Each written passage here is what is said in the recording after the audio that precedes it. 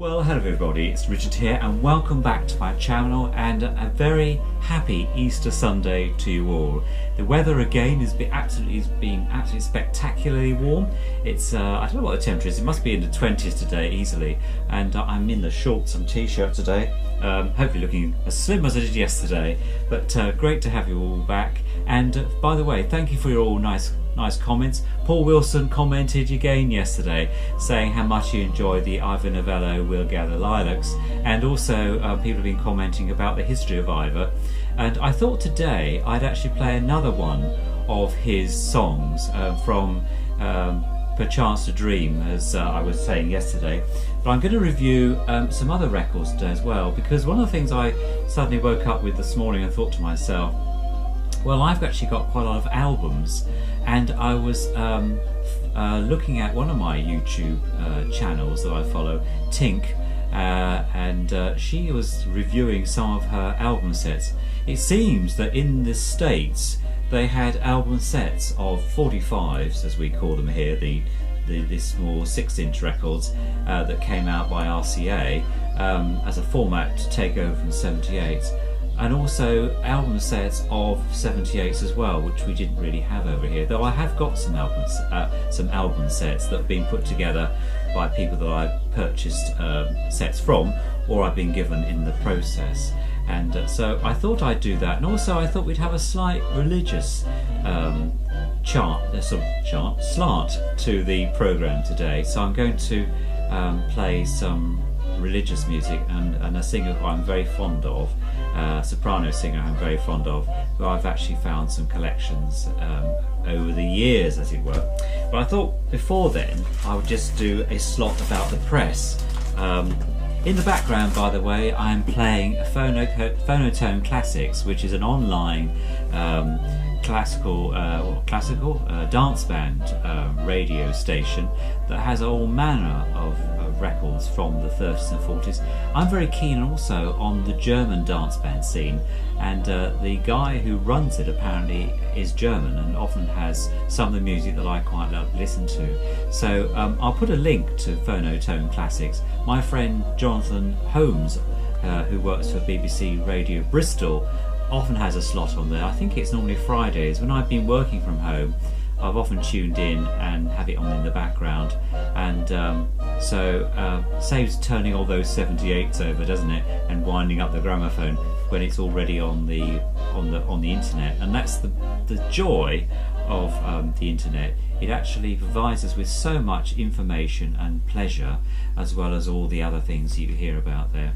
But one of the things I thought I'd mention today that's appeared in the Sunday Telegraph. As you know, I'm a great fan of the Telegraph and the Times, more so the Telegraph, although they don't sponsor anything that I do, may I hasten to add. And that's Matt, the cartoonist, today. And today he's saying, the little boy is coming along and saying, Easter egg o'clock is getting getting earlier every day. I've got that wrong. Shall we start again? Easter egg o'clock is getting earlier every day. I'm a great fan of wine, and if you've seen the opening piece to this video, you'll see that there's a nice bottle of Barefoot there, one of my favourite tipples from Waitrose, and I at least buy 2 bottles every other day. Not that I'm getting a problem at all, but I just enjoy the relaxation of having some wine in the evening with an evening meal. It's great stuff. So just thought I'd mention that. I'm not going to mention coronavirus in that context, because I don't want to bore everybody deaf with that, but there was a piece in the money section of the Telegraph today, and it was talking about care homes face a ticking time bomb with the coronavirus, and that's very true. And my friend Professor Martin Green from Care England has put a piece there. I mean, it costs about £40,000 a year in the United Kingdom. In the US, you've probably got a different system than we have in the UK, and that is that if you've got more than £26,000 worth of savings going down to 16, then you have to fund your own care. If you've got less than 26, then there's a sliding scale of payment from the local authority, and if you've got 16,000, then obviously the local authority will pick up the tab.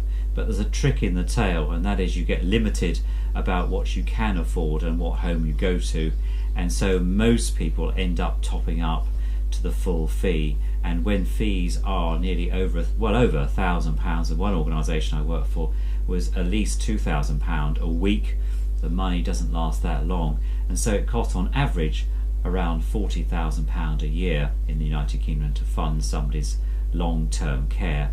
And care homes have been suffering. They've been suffering as a ticking time bomb because they've been underfunded for at least 15 to 20 years in this country. The local authorities don't pay the rate, and so what's emerged is that we have a two-tier system. You have a system where people are either funded by the local authority per se, or they're actually privately funded, or they're topped up. But the topped up ones, of course, what happens is, and what I predict is going to happen, is that those people, as a member of the family, you might be paying £50 each amongst you, might be 4 members of the family. If somebody loses their job or is actually on short-time working, what that funding is going to be, topping your mother's or your father's or relatives' care up is going to be limited, and that's the difficulty we're in. There's always that problem. So a lot of charities that I work for, a lot of organisations I work for profit as well, are saying, well, we won't accept local authority funding. If we do, it has to be topped up, and that's the dilemma that we're in, because care costs. Overheads still have to be paid. Staff, you want to give your staff good training, you want to give your staff a good pay so that they can survive in the sector, and you want to encourage good managers to come through, and they're the key element of any good care service, is the management, and how that, making sure that clinical governance is there, making sure that everything is in place so that that person gets the very best. And I've seen the very best, and I've seen some pretty awful care. Majority has been good. No one goes to work to do a bad job, but it's hard work working in the care sector.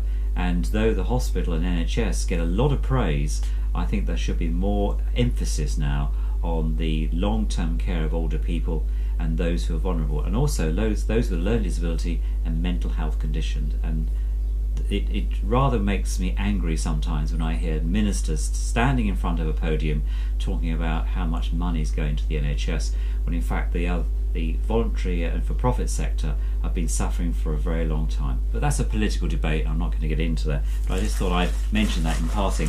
So the other thing I thought I'd mention on a more lighter note is that, as some of you may know, I have a Fiat Spider 124, or 124 as you call it in the States, and so I'm a member of the Fiat Owners Club, and so we have this magazine that comes out quarterly, and this year hopefully it's going to happen. There's the Festival of Italia, which is held at Brands Hatch, and that's held on, I think it's the 16th of August this year. Hopefully that will go ahead.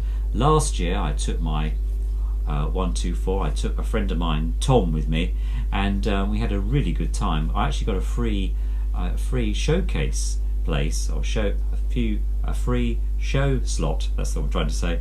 And though I paid for Tom so he could come along with me, but we had a really good day. It did rain, but it was a really nice time, and if I find some of the pictures, I'll put them on so you can see us there. But it was a great event, loads of lovely food, so if you like Italian food, loads of lovely Italian cars, Maseratis, Fiats, the racetrack was on, and cars were going around there, lots of classic Fiat 500s and Fiat Abarth Club, the Kent one were there, so that was a great time to see those. And this year I'm taking a close relative of mine, so that should be good fun as well. Hopefully that will go ahead and we'll have a good time, so just thought I'd give a shout out to that. So moving on to the records without further ado, so within my collection, several years ago I was purchasing some dance band records, and the family that were selling them on behalf of their father, he passed away sadly, they were immigrating to Australia, and they said to me, well, we've got some other records that are classical, would you be interested in those? And I said, well, yes, actually I would, depending what they are. And they said, well, they're a bit water damaged, because when Dad had his garage at the house that we've sold, the roof leaked, and so they're a bit damaged that way. So I said, well, if they're 78 shellac ones, they'll be fine, but the cases may be damaged. So this is the case. They are Handel's Messiah, and they're on the Columbia label, and this is volume 2. Volume 1, you can't see it so much, it's actually quite damaged, but as it's Easter, I thought perhaps I'd play some religious type music. And this is with Sir Thomas Beecham on these collections. There's 24 records here, and on the Columbia label, and they're all beautifully labelled. And the person, obviously, the guy whose father these records belonged to, he looked after them. They've been in my garage, and unfortunately, they're with what I call my seconds collection. So in other words, I've got one set of records, and then I have the repeat. So I don't like to send them back or give them away. I tend to hang on to them for a while. And so they're with those, but they're not seconds. They're actually a whole good collection here. And so this is the volume 1, and you can see these are recorded in 1927. These recordings were made, and I repaired this in 2009. So they've been with me a while, and they're splendid sound on these. They've hardly been played, so I thought I would play somebody who I've got a great affinity with, and that's a lady called Isabel Baillie. And you may have heard about Isabel Baillie. I've found this beautiful box set of Isabel, and I've actually got a radio interview that was done with her talking about her life, and I've downloaded it onto a CD, but I can't find it today, although I'd have played a little bit of it for you. But these recordings were from 1926 to 1946, and one of the most enjoyable things about Isabel is that and here she is here. I've got a picture of her here. Here we go. And also in the book here, she actually, I think she died in, let me just check Wikipedia. She was born on the 9th of March 1895, and she died on the 24th of September 1983.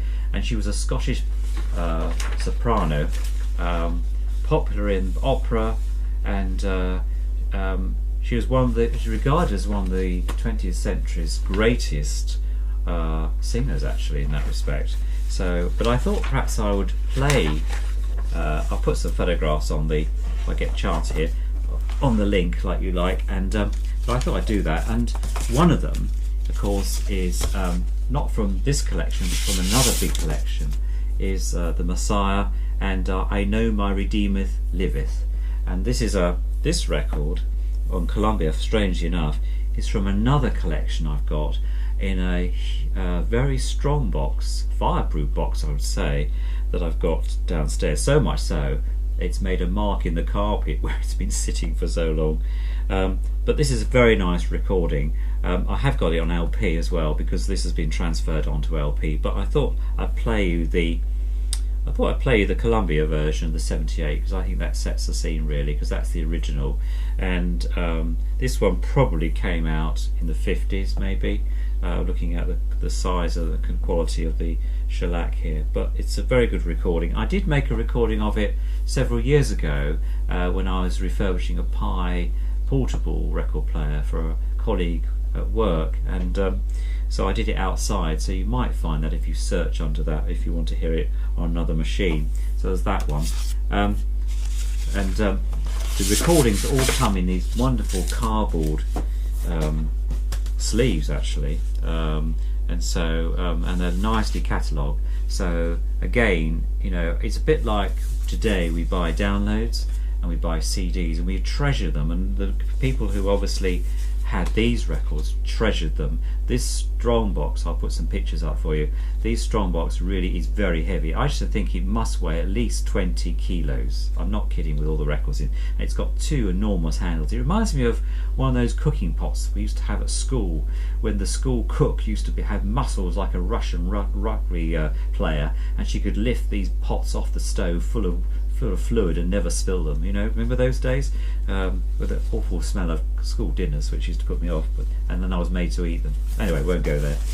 Some of the other records I thought perhaps I would play. I've got a collection of quite old, very old recordings. This one particularly is by the Burka Grand Record Company, and I noticed today that when I took it out, the cover, that underneath the label was obviously by another record company prior to this, because they put the label over the top. This happened quite often in the early days, and this is quite an early record.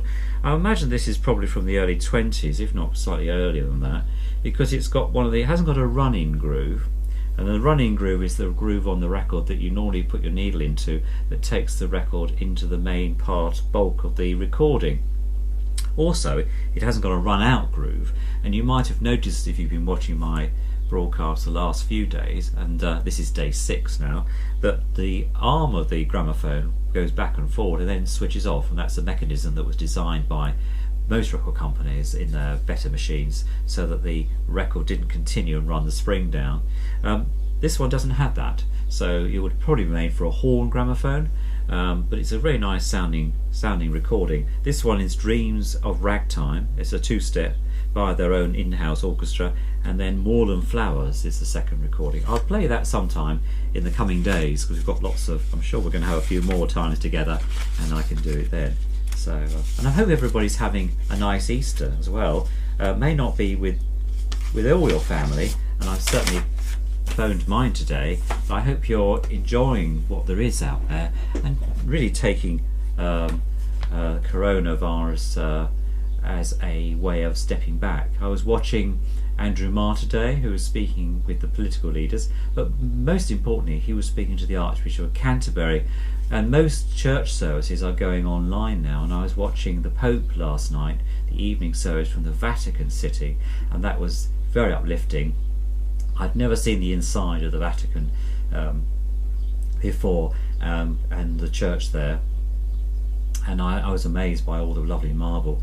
The Archbishop of Canterbury, who's the head of the Christian community in the United Kingdom here, was doing it from his kitchen, and several others have done it from outside as well. The front page of the Telegraph is showing that. So I hope everybody is enjoying Easter. I certainly am, and I've got some nice roast lamb later, which is in the oven cooking as we speak, and I look forward to that with a nice glass of barefoot rosé as well. And yesterday, I remember I said I was quite busy. I was out sorting out the garden. One of the things I was doing was having a bit of a sort out. I'll come back to these records in a minute. And I've got a Columbia gramophone case that was given to me as a job lot. It's well past its repair dates. There's nothing I can do for that.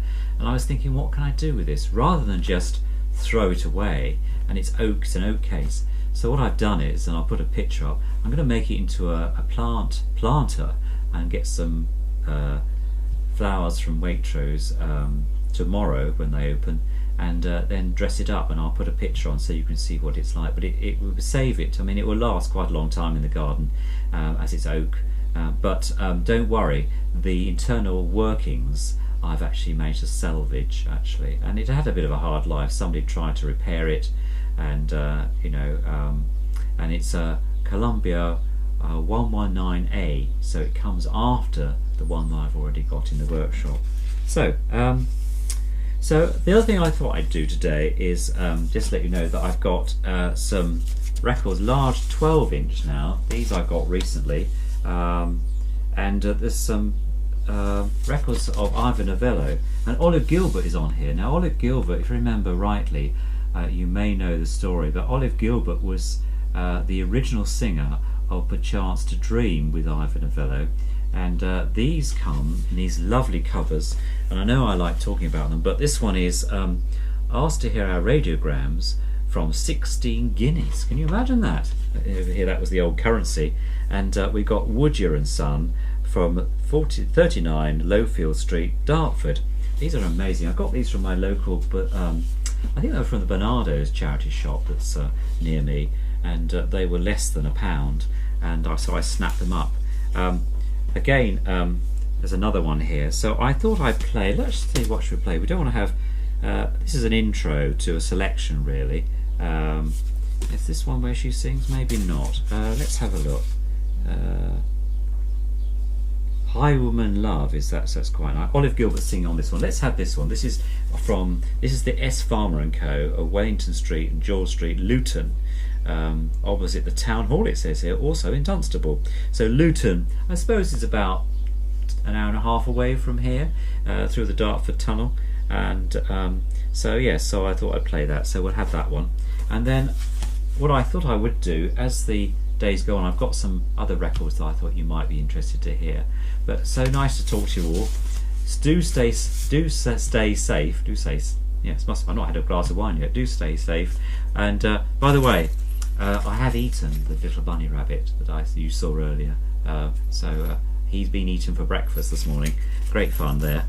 Do stay safe, and also don't forget to like and comment. Press the little bell so you know when day 7 is going to be coming up. And I look forward to your comments. Look forward to speaking to you very soon. And take care. All the best. Bye for now. So it's day 6 of Tune of the Day. Keep the coronavirus away. And I'm going to play you from the Messiah, I Know My Redeemer Liveth, Part 1, by Handel, and the singer soprano is Isabel Baillie, accompanied by the Hallé Orchestra, conducted by Leslie Howard. So enjoy!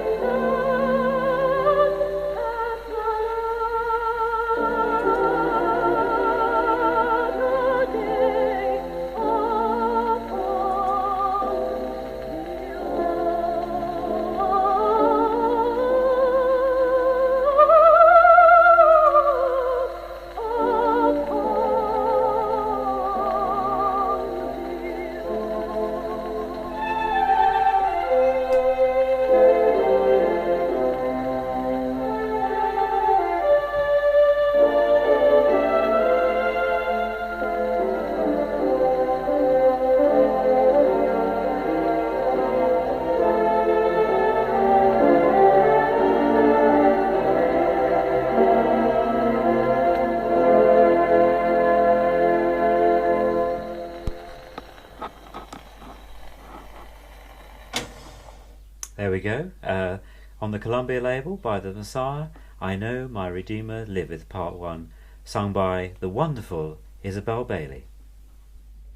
So the second record on today's Tune a Day, Keep the COVID-19 Away is High Woman Love by Ivor Nevello, Perchance to Dream, and it's sung by Olive Gilbert. Enjoy.